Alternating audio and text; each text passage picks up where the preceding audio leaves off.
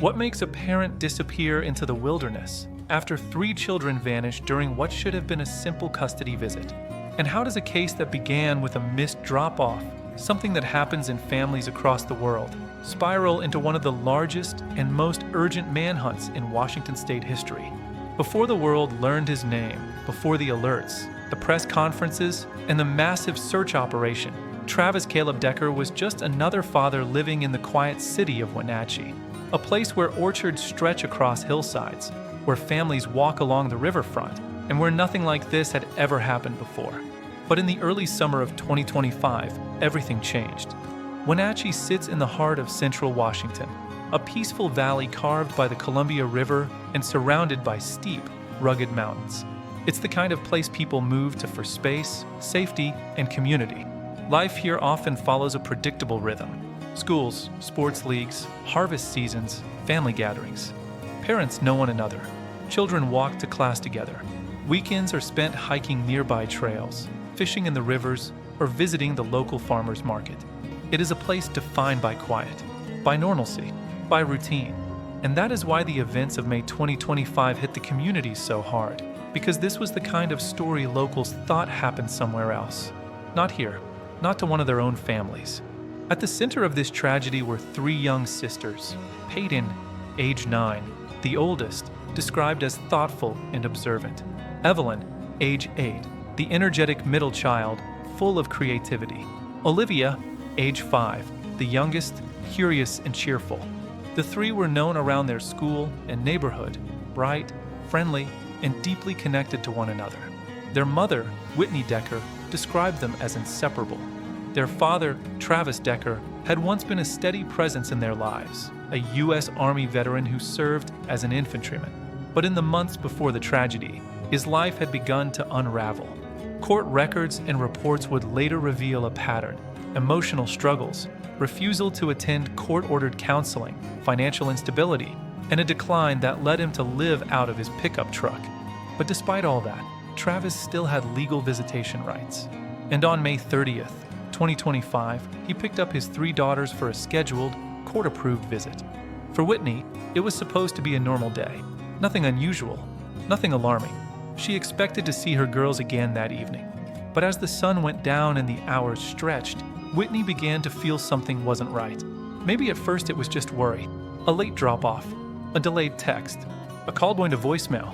But that worry soon shifted into fear. Fear became panic, and panic turned into something far worse: the realization that the girls were not coming home. Whitney contacted authorities, explaining that this was not normal behavior. Travis had missed drop-offs before, but never like this. Not without a call, a message, or any explanation. Almost immediately, law enforcement began piecing together a preliminary timeline. The last known sightings, Travis's usual locations, areas he visited, campsites he frequented. No one yet realized that this was just the beginning. As word spread through Wenatchee, parents held their children close. Social media ignited with posts urging others to be on the lookout. Volunteers prepared to join search efforts. Local news stations began nightly coverage. But at this stage, the disappearance still looked like a custodial issue, troubling, but not necessarily a crime. No one knew that investigators were on the verge of discovering something far more serious. Something that would change the nature of the case entirely. What began as a simple search for a father and his 3 daughters would soon become a full-scale, multi-agency emergency, one involving the Chelan County Sheriff's Office, the FBI, U.S. Marshals, and specialized search and rescue teams. Because within days, authorities would stumble upon a scene in the remote wilderness, one that left no doubt that something devastating had happened. To understand the panic that soon followed, investigators looked deeply at the man at the center of the mystery, Travis Caleb Decker. At one time, Travis had structure and discipline. The Army had given him purpose, routine, a sense of direction. But life after service proved far more challenging. Over time, Travis drifted into instability, both emotionally and financially. He lived out of the back of a truck, moving from place to place, sometimes camping in remote areas of Washington's wilderness. He was ordered by the court to attend counseling, including mental health and anger management programs. He refused. His relationship with Whitney had deteriorated. Tension between them had grown. And though visitation continued, warning signs were beginning to surface, signs that would only become clear in hindsight. In the hours before the disappearance, nothing seemed dramatically out of place. The girls appeared comfortable around their father. The visit took place as scheduled. There were no public outbursts, no alarming phone calls, no emergency warnings. But as investigators would later piece together, Travis's life had reached a breaking point.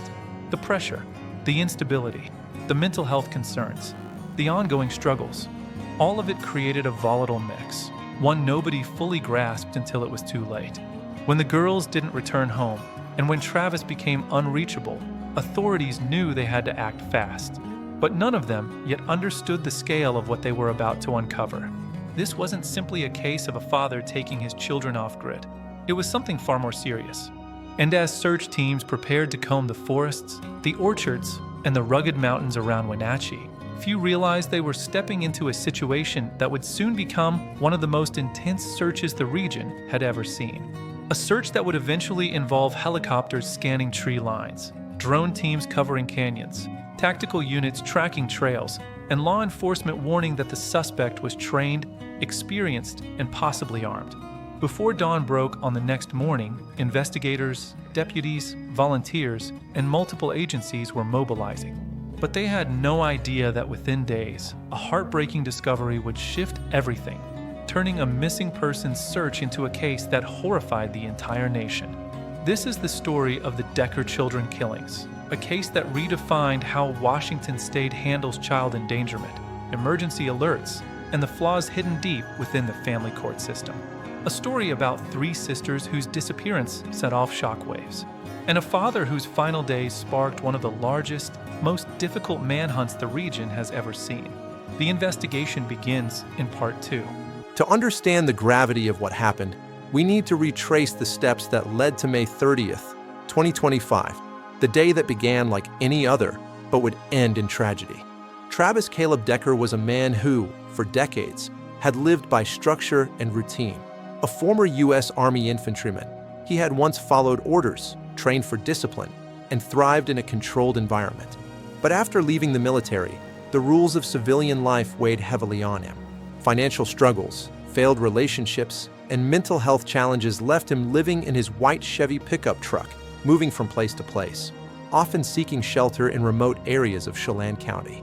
His access to his daughters remained intact due to court-approved visitation, a legal structure intended to protect the children, yet one that, tragically, would set the stage for disaster. The morning began like any other for Paityn, Evelyn, and Olivia. The three sisters, ages 9, 8, and 5, prepared for their visit with their father. Their mother, Whitney Decker, watched them go, expecting a routine day filled with familiar activities, a drive to the park, homework, maybe a stop for ice cream. For Travis, the morning may have appeared ordinary. He collected the girls from their home, loaded them into his truck, and began what seemed like a standard visit. Neighbors later described seeing the truck leave the driveway, 3 cheerful girls inside, waving goodbye. No one noticed any signs of distress. The world, at that moment, was still normal. Throughout the day, the girls' whereabouts were largely unknown to anyone outside the family. They may have spent the morning together quietly. They may have played, read, or shared stories. Their routine visit, however, was interrupted by unseen forces, emotional tension, instability, and personal pressures weighing heavily on Travis. Law enforcement later pieced together the route Travis drove that day. Reports indicate he may have traveled through remote forest roads, areas far from public view, with few witnesses along the way. By the afternoon, Whitney likely began to grow concerned. Text messages went unanswered. Calls were ignored. The familiar rhythm of custody had been disrupted, but at this point, she had no idea the severity of what was unfolding. Evening arrived, and the girls were expected to return home. Whitney waited and waited. Calls went unanswered. Texts remained unopened. The hours stretched. By late evening, the worry turned into a gnawing dread. Something was very wrong. Travis, who had always returned the girls on time, was unreachable. Whitney made the decision that no parent ever wants to face. She contacted local law enforcement. Her report was brief but urgent. "My children are missing. They were with their father. This is not like him. Please help." As darkness fell over Wenatchee, the first official steps of the investigation began. Police documented the details, the last confirmed location of the girls, Travis's known routines and favorite locations, the route he often traveled in his pickup truck. Officers realized quickly that Travis was not easily traceable. Living in a truck, moving between remote areas, and possessing extensive wilderness survival skills made him difficult to locate. The night was long. Volunteers offered to help search nearby roads. Families in the community anxiously called in tips. Law enforcement worked tirelessly, hoping the girls were safe. But as the hours passed, fear began to take hold. By the next morning, authorities had organized a formal search. The Chelan County Sheriff's Office, assisted by state patrol and local emergency teams, began combing areas Travis was known to frequent. Forest roads hidden among dense trees, campgrounds tucked into the valleys, remote wilderness areas far from public access. Helicopters scanned the treetops. 9 units searched for tracks. Drones hovered over rugged terrain, but each attempt yielded frustratingly few clues. The community began to realize that this case was no longer routine. A father and his 3 children had vanished, and time was critical. As May turned to June, the search expanded. Investigators worked around the clock, following every lead, interviewing friends, neighbors, and family members. They examined vehicle records, phone records, and the terrain surrounding Travis's usual locations. The scale of the operation grew exponentially. Local news reported the story, and residents kept an anxious watch, hoping for any sighting or clue. Every unconfirmed tip became a thread to pull. Every false lead added tension and exhaustion to the officers on the ground. 3 days after the girls disappeared, tragedy struck. Search teams moving through the Alpine Lakes Wilderness area, a remote, rugged region characterized by cliffs, dense forest, and treacherous trails, stumbled upon the unthinkable. The girls' bodies were found near Travis's abandoned white pickup truck. The scene was isolated, difficult to access, and deeply hidden from public view. Investigators realized immediately that they were no longer searching for missing children. They were confronting a crime scene, one that demanded meticulous documentation and immediate forensic examination. With the girls located and the evidence pointing toward Travis, the focus shifted dramatically. What had begun as a search for missing children became a manhunt for a suspect who was trained, experienced, and familiar with the wilderness.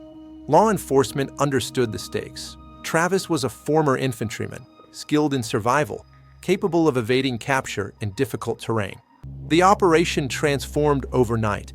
Helicopters, drones, tactical units, and ground teams combed every canyon, ridge, and valley, knowing that locating him was now a race against time. The manhunt would dominate headlines for months.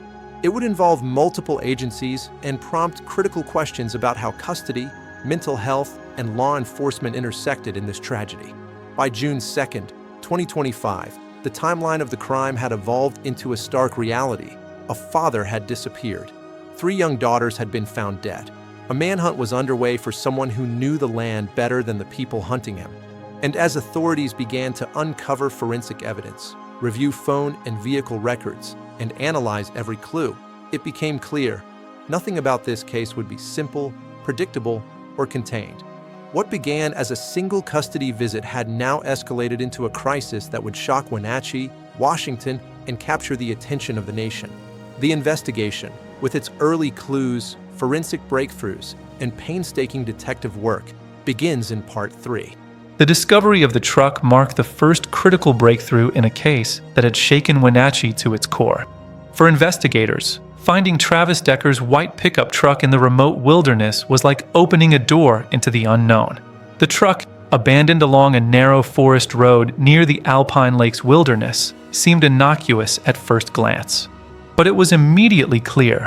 This was where the investigation would pivot from missing children to a full-scale criminal inquiry. Inside and around the vehicle, investigators noted the presence of the 3 young sisters' belongings: backpacks, a few toys, clothing items, and personal effects that confirmed the children had been with their father. Search teams carefully documented everything. Every footprint, every piece of clothing, every dropped item was photographed, cataloged, and logged. Tracks in the soft dirt suggested recent activity, small footprints alongside larger ones, leading away from the truck and into the dense forest. But there was one detail that immediately drew investigators' attention: blood evidence. Tests confirmed it was male blood, and preliminary forensic analysis suggested a connection to someone present at the scene during the time of the children's disappearance. The scene was grim, but careful documentation and scientific precision would soon provide the breakthrough law enforcement needed. Forensic teams were mobilized immediately. Samples were collected from multiple locations: the vehicle, personal items, nearby soil, and the surrounding vegetation. Every fragment, every trace, every droplet was analyzed in laboratories operating around the clock. The goal was clear: identify the DNA profiles present, establish a timeline, and eliminate the possibility of other individuals being involved. Within days, the results returned. The DNA matched Travis Caleb Decker. Other samples, including those found on the items connected to the girls, contained no additional profiles. The findings confirmed what investigators feared: the suspect was the only adult present with the children at the time of the crime. With the forensic evidence pointing squarely at Travis, law enforcement escalated the operation immediately. Multiple agencies were called in: Chelan County Sheriff's Office, the lead investigative body; Washington State Patrol, providing ground support and coordination; the FBI, offering expertise in criminal profiling, manhunt strategy, and forensic resources; U.S. Marshals Service, specializing in tracking dangerous fugitives in challenging terrain; local search and rescue teams, bringing knowledge of the rugged wilderness; air support, drones, and K-9 units were deployed to scour mountains, canyons, and dense forests, sometimes descending in areas only accessible by foot. Every ridge line, every cliff face, and every narrow ravine was examined in meticulous detail. The operation quickly became one of the largest and most complex manhunts in Washington state history. Investigators quickly realized the significance of the truck's location. Travis had intentionally driven into an area that was difficult to access, filled with heavy underbrush, cliffs, and natural obstacles. The surrounding forest offered multiple hiding places. Law enforcement surmised that Travis was not only familiar with the land, but strategically using it to evade capture. Every trail, every creek, every ridge was potentially a path he could take to remain undetected. Officials warned the public. Trailheads were closed. Campsites were evacuated. Hikers were cautioned to stay away. For the quiet mountain towns near Leavenworth, normally untouched by crime, a palpable sense of fear settled in. Parents kept children close. Residents scanned every shadow and listened for every unusual sound. As the search intensified, detectives analyzed Travis's movements in the days leading up to the disappearance. They examined phone records, financial transactions, gas purchases, known locations of his truck. Investigators also interviewed neighbors, family members, and acquaintances. Each conversation revealed fragments of Travis's mental state, stress, anger, and instability, and painted a picture of a man increasingly disconnected from reality. K-9 units picked up faint trails leading away from the truck, guiding teams deeper into rugged areas. Drone footage captured movement, shadows, and tire tracks previously unseen from ground level. Every lead was pursued rigorously. By mid-June, investigators were certain Travis Caleb Decker was the prime suspect, and he was on the move, likely traveling on foot through dense, difficult terrain. Authorities issued warnings to the public. Travis was trained in wilderness survival. He was experienced in evasion tactics. He was considered potentially dangerous. The tone of the search changed from recovery to containment and apprehension. Helicopters patrolled ridgelines. Ground teams fanned out across valleys and canyons. Investigators coordinated constant communication between units, ensuring that every possible route Travis might take was monitored. The operation was exhausting, tense, and high stakes. Even the most experienced personnel described it as one of the most challenging searches they had ever undertaken. Meanwhile, in the towns surrounding the search zone, life was disrupted. Schools issued warnings to parents. Local businesses saw fewer customers. People watched the skies for helicopters, listened for sirens, and speculated on every sighting. For residents, the question on everyone's mind was the same. Could this have been prevented? Could the children have been protected? The investigation had made one thing clear. Travis had the skills, knowledge, and intent to remain hidden, and finding him would require every tool and every resource law enforcement could muster. The forensic evidence, eyewitness accounts, and digital footprints left no doubt. Travis Caleb Decker was the central figure in the investigation. The challenge now shifted to understanding who he was, why he did it, and how authorities could anticipate his movements in the wild. In Part 4, we will examine Travis Decker's background, motivations, and the key turning points that shaped the investigation, and the nation's growing awareness of a father whose life and choices led to one of the most heartbreaking tragedies in Washington state history. To understand why investigators focused solely on Travis Caleb Decker, we must look beyond the crime scene, beyond the search, and into the life of the man at the center of this tragedy. Travis Caleb Decker was not a stranger to structure, discipline, or survival. For years, he had served in the U.S. Army as an infantryman, a role that demanded mental and physical toughness. He was trained to operate in the most rugged terrain, to endure harsh conditions, and to adapt strategically under pressure. He learned to survive, often alone, often in isolation, often against the odds. But civilian life proved far less predictable. After leaving the Army, Travis's life began to unravel. Friends, family, and neighbors described a man who was once composed, focused, and confident, now increasingly withdrawn. His demeanor shifted. Social connections weakened. Employment became sporadic. Financial instability took hold.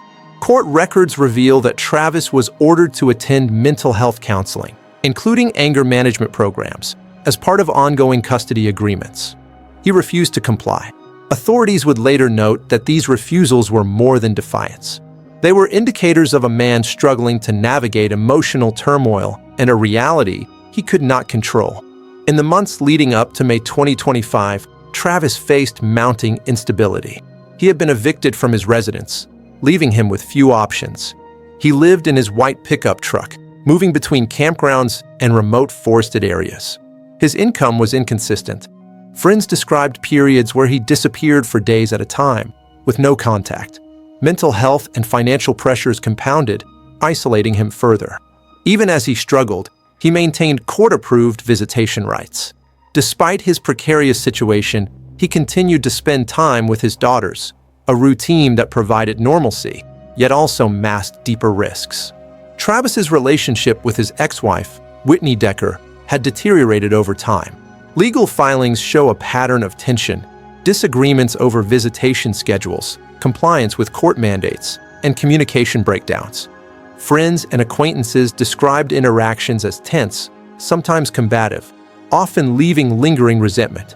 Despite these conflicts, the court had allowed unsupervised access to the children, a decision investigators later considered critical in understanding the tragic sequence of events.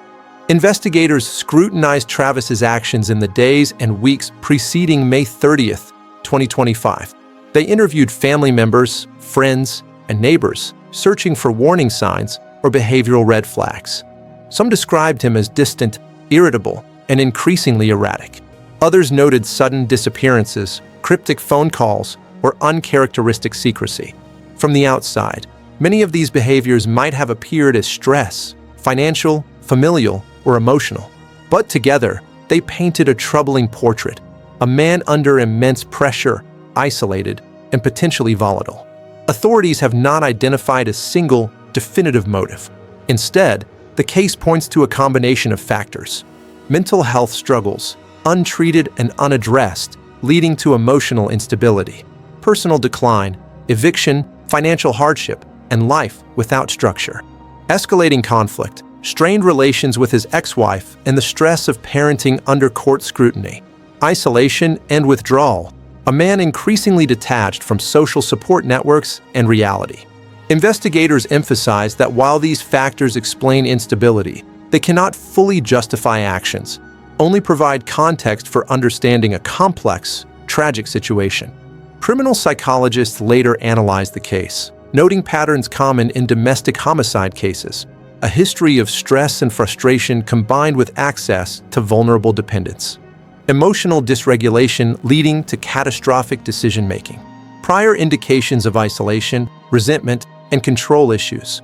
These profiles suggest that Travis's actions were not the result of a single moment, but rather the culmination of months, if not years, of decline, a convergence of personal, emotional, and situational pressures. As the investigation progressed, authorities understood that locating Travis was not just a matter of procedure, it was a matter of urgency. His military background made him skilled in survival tactics, navigating difficult terrain, finding water and food in remote areas, remaining hidden from search teams. Law enforcement warned the public. Travis was trained, dangerous, and unpredictable. Every sighting, every report of movement, and every trail was treated with caution. Trailheads were closed, hiking areas evacuated. Local residents were urged to remain vigilant. For the first time, the quiet towns of central Washington were fully aware that a highly skilled fugitive, suspected of harming children, was somewhere in the wilderness, and he could not be predicted. Travis Caleb Decker's life, his struggles, and his final actions all intersected to create a tragedy that no one could have anticipated. Authorities knew he was the only suspect. He was highly capable of evading capture, and his ultimate motives, though partially understood, might never be fully known. With the suspect's background established and the manhunt underway, the investigation would soon reach its next critical phase: discovery, arrest, and forensic confirmation. In Part 5, we will explore the final days of the manhunt, the discovery of his remains, and how the case came to its legal and investigative conclusion, a sequence of events that would leave a community reeling. As the days turned into weeks, the search for Travis Caleb Decker stretched across miles of dense forest, rugged mountains, and remote valleys, a pursuit that would push law enforcement to its limits. The manhunt had become one of the largest in Washington state history. Helicopters scoured ridgelines. K-9 units combed the forest floor. Tactical teams fanned out across valleys. Drone operators monitored the treetops, looking for any sign of movement. But despite the exhaustive search, Travis remained elusive.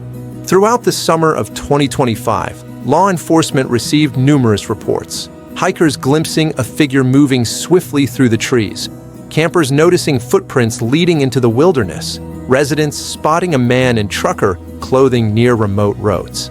Each tip sparked excitement and hope, only to end in disappointment. None were confirmed. Investigators had to weigh each lead carefully. Many reports were false alarms, the result of stress, fear, and heightened attention from the public. Yet each sighting added to the tension, a reminder that the suspect was still at large, still potentially dangerous, and still capable of evading capture. The terrain in which Travis was believed to be hiding was unforgiving. Dense forests, steep cliffs, and hidden ravines made the pursuit extraordinarily difficult. Helicopters could survey only so much, and K-9 units struggled with the rugged underbrush. Search teams rotated shifts around the clock, coordinating dozens of agencies, from local sheriffs to the FBI and U.S. Marshals, required constant communication, mapping, and planning. Investigators knew that Travis's military training gave him a significant advantage. He understood how to navigate wilderness without leaving obvious traces, how to find water and shelter, and how to remain hidden from search parties. Then, in early September 2025, nearly 4 months after the girls were found, a hiker navigating a remote trail in Chelan County made a grim discovery. Human remains partially concealed by natural foliage and debris. Authorities immediately mobilized. The scene was secured. Forensic teams arrived to meticulously document and collect the remains, which were scattered and incomplete due to months of exposure to the elements. Laboratory testing confirmed what investigators had feared yet hoped to avoid. The remains belonged to Travis Caleb Decker. The condition of the remains posed significant challenges. Due to severe decomposition, a full autopsy was impossible. Key portions, including the torso and cranium, were never recovered. Forensic examiners could not determine an exact cause of death. Despite these limitations, DNA confirmation left no doubt. The man at the center of the manhunt was dead. This revelation marked a turning point in the case. Authorities were able to close the criminal investigation regarding the pursuit, but many questions remained unresolved. With Travis deceased, there would be no arrest, no interrogation, and no courtroom trial. For investigators, This brought mixed emotions. On one hand, the danger had ended. The suspect could no longer evade capture or pose a threat to the public. On the other hand, justice could not be served in the traditional sense. The three sisters, Paityn, Evelyn, and Olivia, had already been lost. Families, law enforcement, and the community were left grappling with grief, shock, and frustration over the lack of legal closure. Wenatchee and the surrounding areas mourned collectively. Vigils were held to honor the three sisters. Local schools provided counseling for students traumatized by the story. Residents reflected on the fragility of life, the warning signs often missed, and the suddenness with which tragedy can strike. For the families of both the victims and the suspect, the outcome was devastating.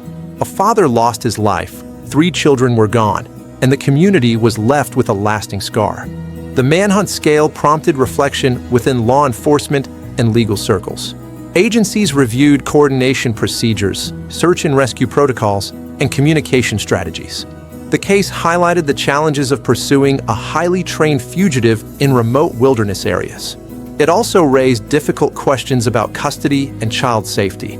How could children be protected when a parent with access exhibited warning signs of instability? Though the criminal aspect was officially closed, the lessons endured.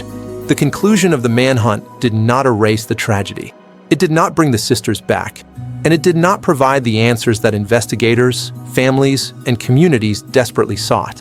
What remained was a somber reminder that even with the fastest response, the most experienced personnel, and the most advanced technology, some cases leave enduring mysteries and irreversible loss. This case, marked by grief, complexity, and unanswered questions, has now transitioned into the final stage, the aftermath, reflection, and lingering mysteries that continue to provoke thought and debate. In Part 6, we will examine the aftermath, unresolved questions, and the closure, exploring how the Decker children killings reshaped communities, influenced policy, and left a haunting legacy. Even after the case was formally closed, a shadow of questions lingered over Wenatchee, over Washington State, and over anyone following this tragedy. The Decker children killings left investigators, families, and the community grappling with what could have been done differently, and what, if anything, could have prevented this unimaginable loss. The questions were many, and some may never be answered. Could this tragedy have been prevented if warning signs in Travis's behavior were recognized earlier? Should the family court system have imposed stricter oversight or mandated more consistent mental health evaluations for a parent with custodial access? Were there overlooked red flags, neighbors, friends, or family members who noticed concerning behaviors but didn't anticipate the danger? And crucially, why was an emergency alert not issued sooner, allowing the public and searchers to act more quickly? Investigators acknowledged that while the timeline and evidence were clear, the motives, the thought process, and the final moments before the girls' deaths remain largely unknown. The deaths of Paityn, Evelyn, and Olivia sparked an immediate and profound reaction across Washington State. Policymakers and child safety advocates began discussing enhanced protocols for custodial parents with concerning histories. Mental health professionals emphasized the need for mandatory counseling and follow-up in cases of court-mandated interventions. Law enforcement agencies reviewed procedures for missing children alerts, communication, and multi-agency coordination in remote areas. The conversation extended beyond professionals. Across Wenatchee, people grappled with the reality that danger could exist quietly in the community, even in a town defined by orchards, rivers, and peaceful neighborhoods. For the people of Wenatchee, the tragedy hit close to home. Vigils were held to honor the 3 sisters, with neighbors, classmates, and strangers coming together to grieve. Schools implemented counseling programs for students who were traumatized by the story. Local media reported extensively, and families reflected on how something so tragic could unfold in a town so seemingly safe. Parents became hyper-aware of signs of stress, withdrawal, and conflict in their own families. Communities began to prioritize early intervention, mental health resources, and vigilance around child welfare. Law enforcement, too, faced difficult reflections. Agencies recognized that even with the massive manhunt, the challenges of rugged wilderness, a highly trained suspect, and delayed public alerts created obstacles that were almost insurmountable. Yet the operation also highlighted the resilience, coordination, and dedication of first responders, officers, deputies, search and rescue personnel, drone operators, and volunteers who combed hundreds of miles of forest in pursuit of answers. The human cost, however, was immeasurable. 3 innocent sisters were gone. A community was left in mourning. The suspect himself was deceased, leaving a fractured family and countless questions without answers. Investigators could piece together the timeline, the physical evidence, and the patterns of movement, but they could not reconstruct the thoughts, intentions, or final decisions that led to the tragedy. It was a stark reminder that loss often comes without explanation, that some stories may never offer closure in the way the living hope for. Yet, even amidst the tragedy, the legacy of Paityn, Evelyn, and Olivia remains. Their story is now a symbol of why vigilance, early intervention, and community awareness are vital. It is a call to prioritize mental health, child safety protocols, and the systems that protect the most vulnerable. In remembering them, communities and families are reminded to act, to observe, and to support each other, so that in the future, fewer tragedies go unnoticed. The Decker children killings will remain a somber chapter in Washington state's history. A father trained in survival lost his life. 3 children, innocent and bright, were taken too soon. And a community, once defined by peace and routine, was forever changed. Even with the investigation complete, the questions remain, the lessons endure, and the memory of the sisters serves as a lasting reminder of the fragility of life, the importance of vigilance, and the consequences of unaddressed emotional and mental struggles. If you found this case compelling and want to follow more real investigations, courtroom moments, and true crime breakdowns, feel free to subscribe to the channel. Your likes, comments, and turning on the notification bell help you stay updated whenever we release a new story. Share your thoughts below. We'd love to hear your perspective.